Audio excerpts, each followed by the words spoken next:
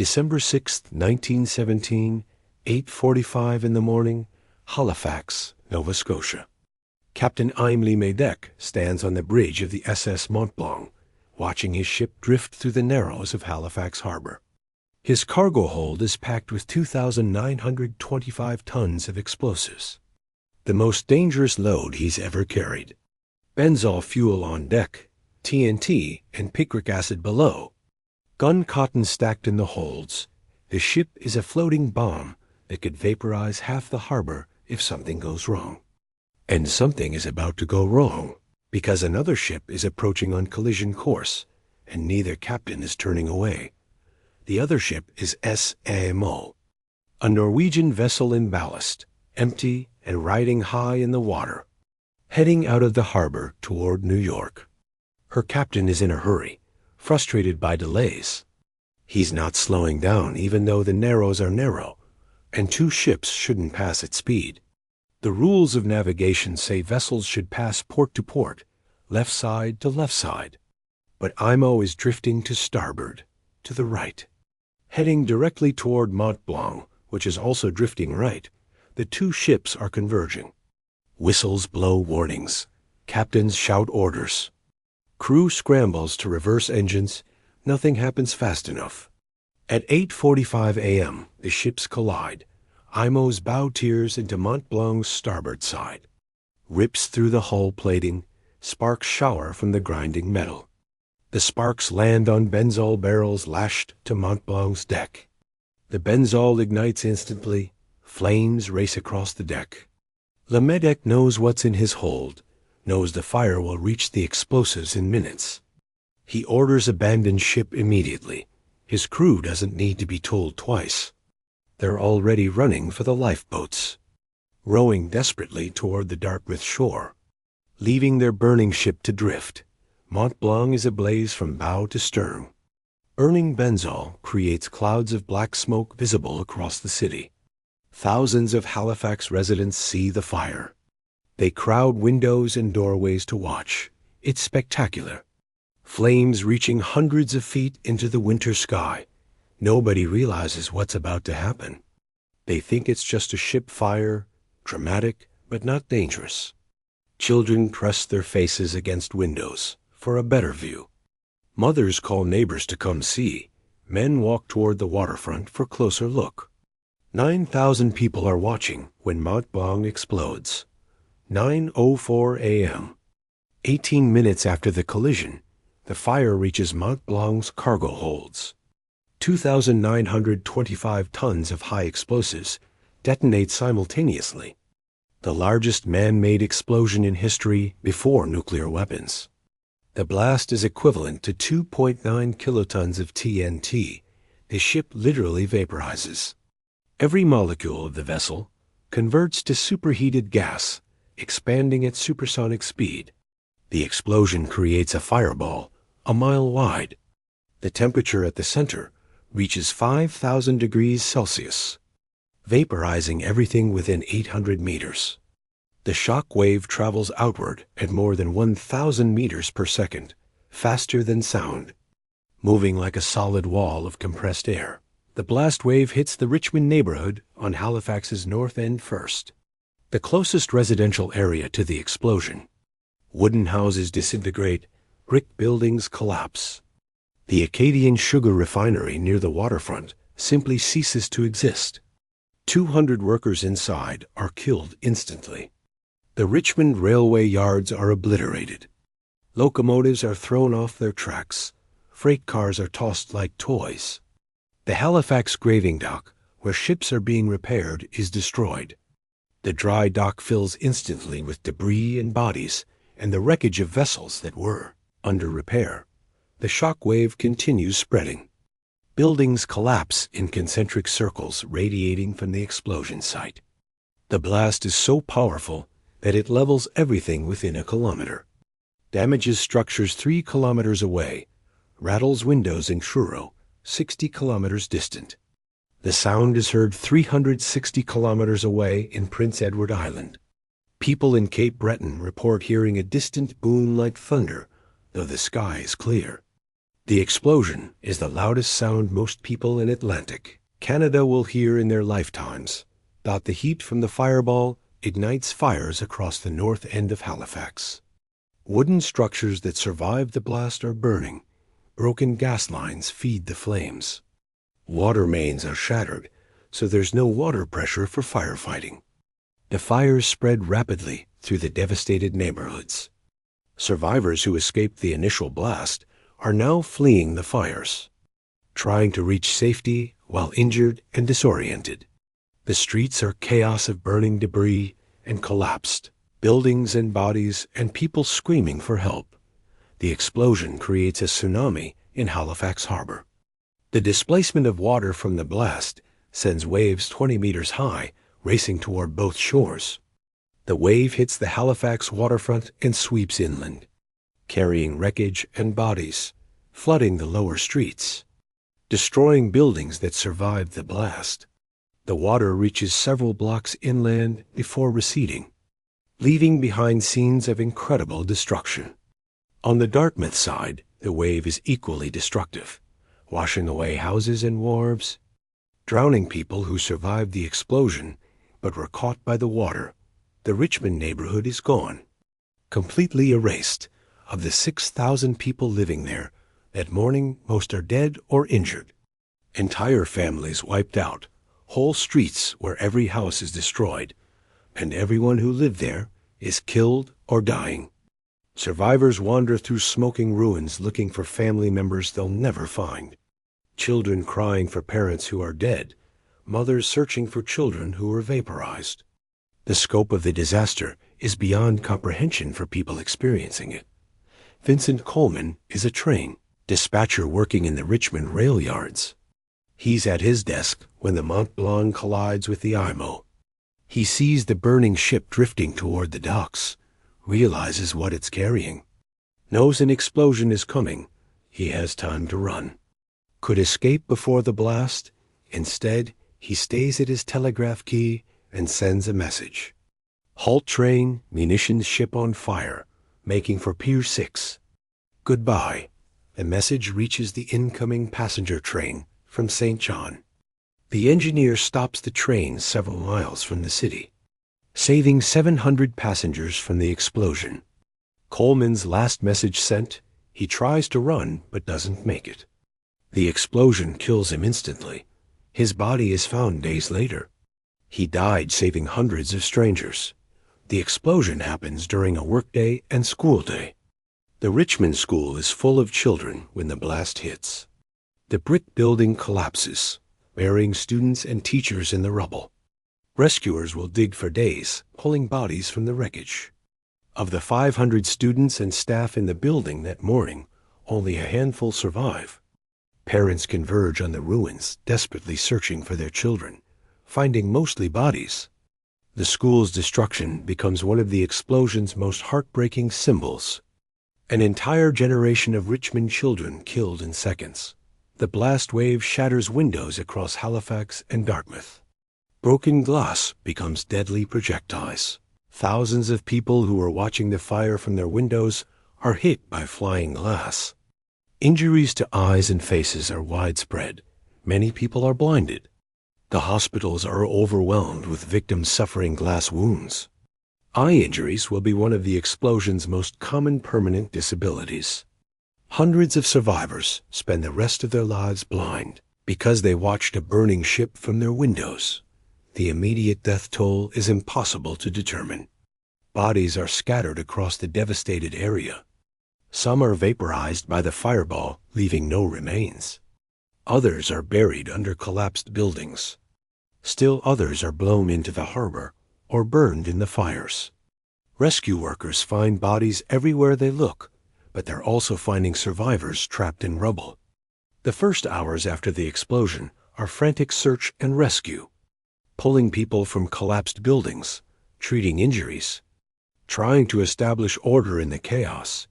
The medical response is overwhelmed instantly. Halifax's hospitals are damaged by the blast.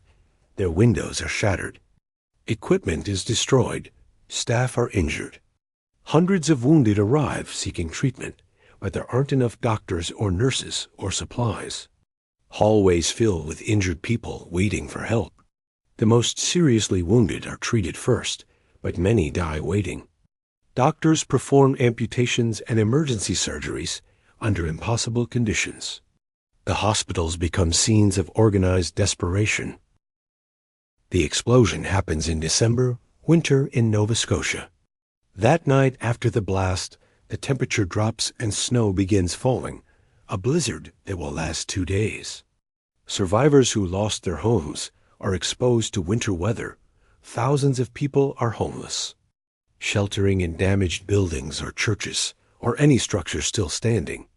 The authorities try to organize temporary housing, but the scale of the need exceeds available resources. People freeze to death in the ruins of their homes. Survivors of the explosion die from exposure in the storm that follows.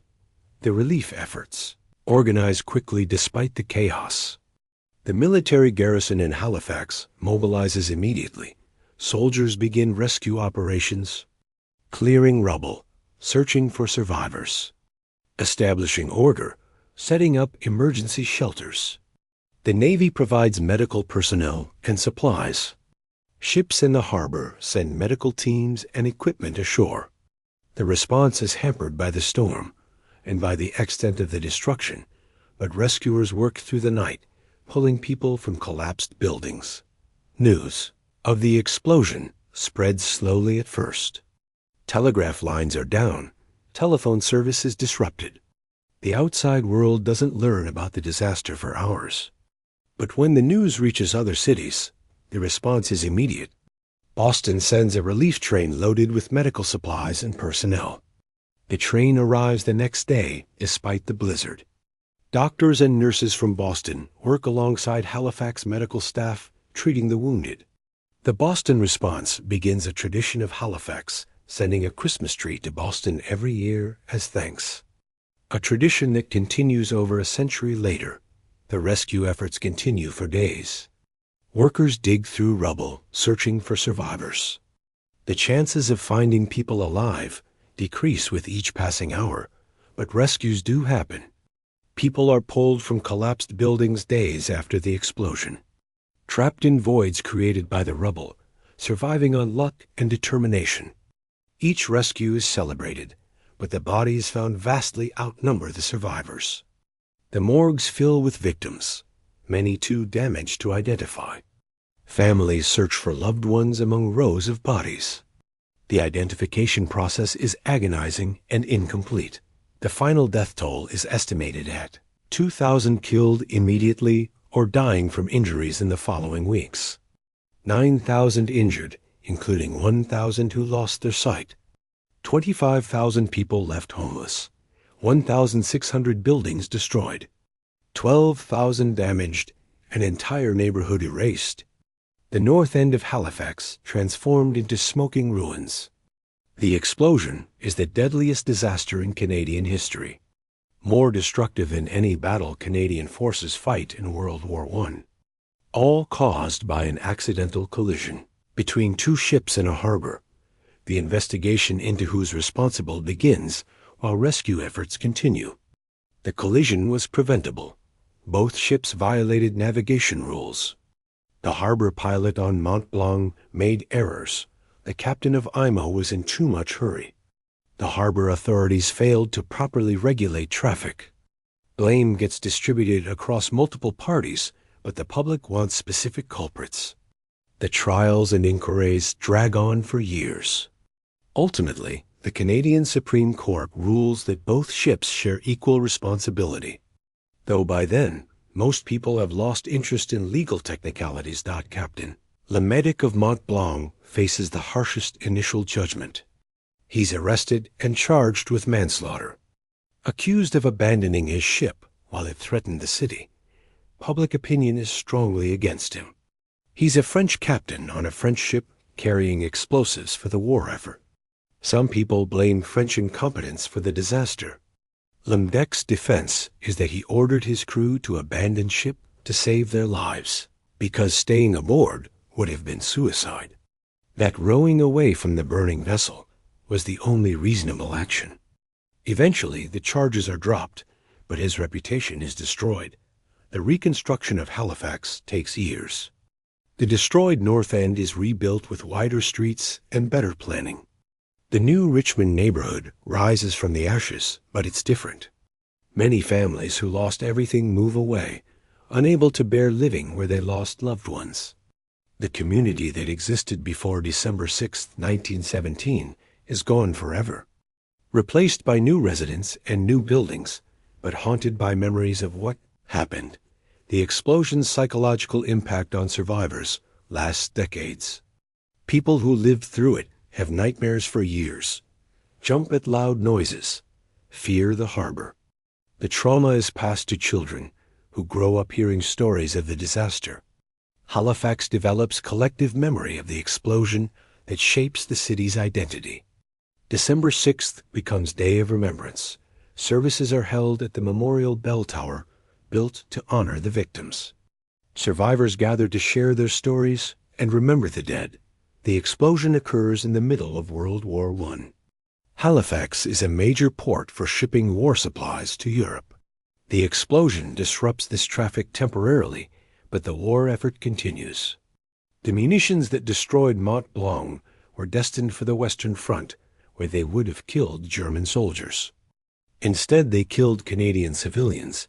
The irony is noted, but doesn't change anything. The war continues. The shipments resume. Halifax recovers and keeps sending supplies to Europe. The comparison to later disasters is inevitable. The Halifax explosion remains the largest accidental explosion in history, larger than any non-nuclear industrial accident before or since. The only larger man-made explosions are nuclear weapons. Historians and scientists study the Halifax explosion to understand blast effects and disaster response. The lessons learned about emergency management and urban planning influence how cities prepare for catastrophes. Halifax's experience becomes textbook example of how disasters unfold and how communities recover.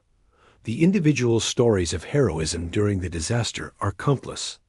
People who stayed to help when they could have fled, who pulled neighbors from burning buildings, who treated the injured with no medical training, who shared their food and shelter with strangers, who worked for days without sleep searching for survivors. Vincent Coleman sending his final telegraph message is the most famous example, but thousands of smaller acts of courage happened that day and in the weeks following. Ordinary people rising to extraordinary circumstances. The children who survived the explosion but lost their families face particularly tragic futures. Orphanages fill with children whose parents died in the blast. Many have permanent injuries from flying glass or burns or crush wounds. Social services are overwhelmed trying to place children with relatives or foster families.